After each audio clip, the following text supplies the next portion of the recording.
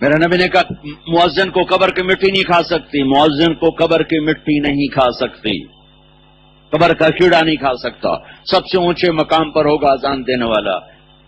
سب سے پہلے ابراہیم علیہ السلام کپڑے پہنائے جائیں گے، پھر میرے نبی، پھر انبیاء، اور چوتھے نمبر پر اذان دینے والوں کو اللہ تعالیٰ کپڑے پہنائے گا۔ قیامت کے دن اللہ اعلان کرے گا این الفقہا، فقہا کہاں ہیں؟ اس میں ساری امتیں آ جائیں گی۔ این الفقہا، ہر امت کے علماء۔ این الائمہ، ائمہ مساجد کہاں ہیں؟ یہ صرف یہی امت کھڑی رہے گی، کیونکہ اور امتوں میں باجماعت نماز نہیں تھی، اس امت میں باجماعت نماز بھی ہے، امامت بھی ہے۔ کہاں ہے امام مسجد؟ این المؤذنون، کہاں ہے اذان دینے والے؟ اور امتوں میں اذان نہیں تھی، اس امت میں اذان ہے، اس امت میں اذان ہے۔ تو بلال سے لے کر آخری اذان دینے والے، اللہ تعالیٰ کہے گا تم سارے آ کر ممبروں پر بیٹھو، علماء بھی، امام مسجد بھی، اور اذان دینے والے بھی، تم آرام کرو، میں لوگوں کا حساب لیتا ہوں۔ تبلیغ میں ایک دن نہیں لگایا، ساری زندگی مسلح پہ کھڑا رہا، اس سے بڑی اور اس نے اور اللہ کو راضی کرنے کا اور کیا کام کیا ہوگا۔ سارے قابل احترام بھائیو، ہم اپنے ائمہ مساجد کو عزت دیں، ان کا اکرام کریں، ان کی ضرورتوں کا خیال رکھیں۔ ہمارے پورے پاکستان میں اذان دینے والے اور ائمہ مساجد کی اتنی تھوڑی تنخواہ ہے کہ اللہ کی قسم ان کو نزلہ ہو جائے تو اپنی تنخواہ سے وہ دوا نہیں لے سکتے۔ کوئی بڑی بیماری سے اللہ ہم سب کو بچائے، وہ اپنی بچی کی شادی نہیں کر سکتے، اپنے بیٹے کا علاج نہیں کرا سکتے، خود ڈھنگ کی روٹی نہیں کھا سکتے، ان کے گھر میں گوشت نہیں پک سکتا، ان کے گھر میں گوشت نہیں پک سکتا۔ بھائیو، یہ قابل احترام طبقہ ہے، قابل عزت طبقہ ہے، ان کا خیال رکھنا، ان کو اچھی تنخواہیں دو۔ ایک بہت بڑی فیکٹری کا مالک کہنے لگا میرا مینیجر 50 لاکھ تنخواہ لیتا، 50 لاکھ تنخواہ دیتا ہوں۔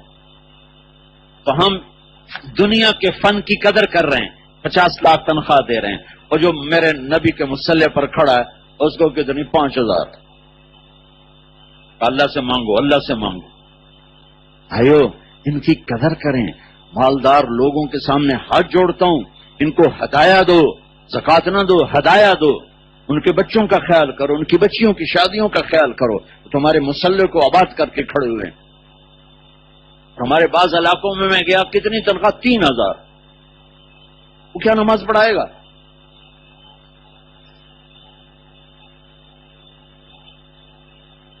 قابل قدر، قابل احترام طبقہ ہے۔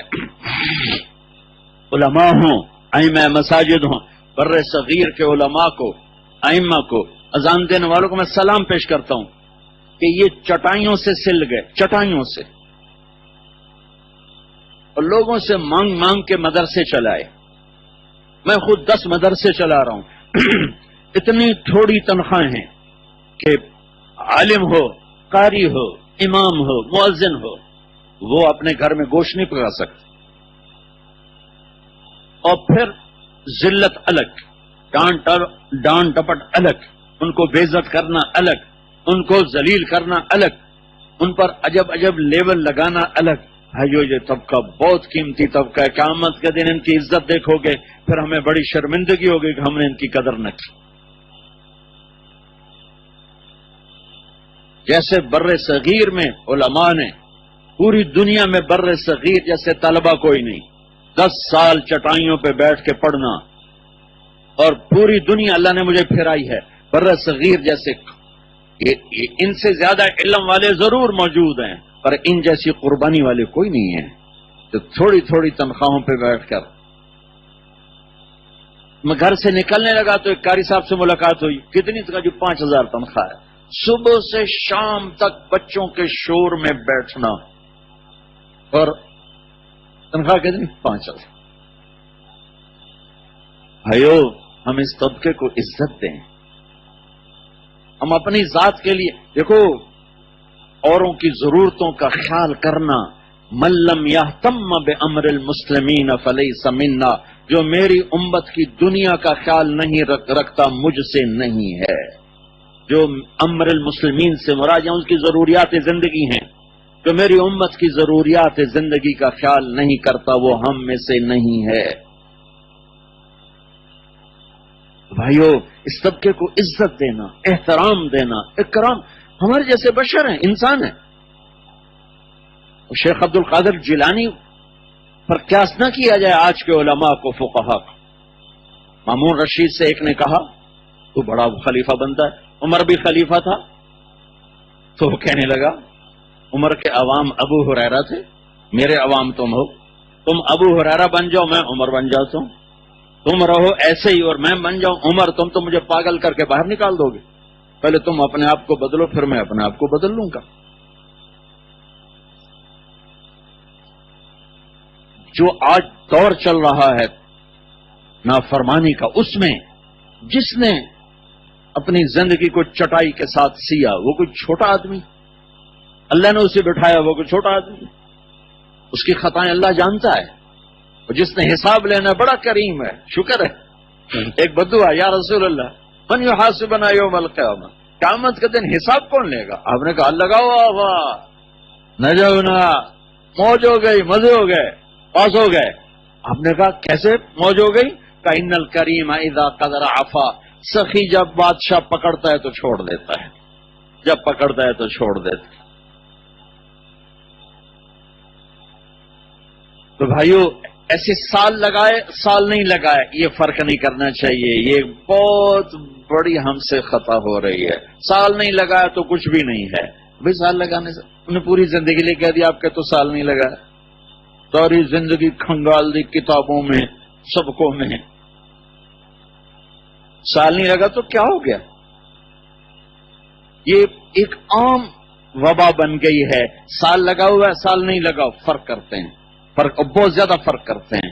بھائیو نسبت کو دیکھو، قرآن والا ہے، علم والا ہے، اذان دینے والا ہے، فقیہ ہے، ہمارے سامنے اس کی قدم بوسی، ہمارے ذمے اس کی قدم بوسی. زید ابن حارثہ عام آدمی ہے اور عبداللہ بن عباس آل رسول ہیں. تو زید ابن حارثہ گھوڑے پہ سوار ہونے لگے، عبداللہ بن عباس نے ان کے رکاب کو تھام لیا اور ان کے پاؤں کو رکاب میں رکھا. کہ مجھے شرمندہ نہ کرو، تم تو اہل بیت ہو. کہ میں اہل بیت سے، تو اہل علم ہے، اور علم والوں کی قدر کرنا اہل بیت کی شان ہے.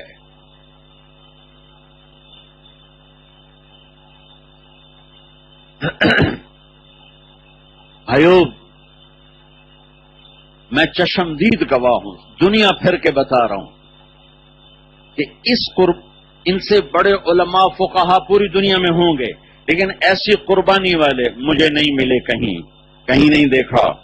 آفا کہا گردیدہ ہم مہر بتا ورزیدہ ہم بسیار خوباں دیدہ ہم، لیکن تو چیزیں دی کری. لیکن آج کے دور کے لوگ ہیں، آج کے دور کے انسان ہیں اور آج کے ماحول کے ہیں. جب امت ارتداد کا شکار ہو چکی ہو، اس میں ایک آدمی کہہ رہا ہے حی علی الصلاح، حی علی الصلاح. کتنا عظیم ہے وہ. 5 وقت مسلح پہ کھڑا ہو کر مہینے کے بعد 10,000 اس کے جیب میں ڈالتے ہیں. بھائیو مالداروں سے بھی کہتا ہوں اور متوسط غریبوں سے بھی کہتا ہوں، ان کی دعائیں لو.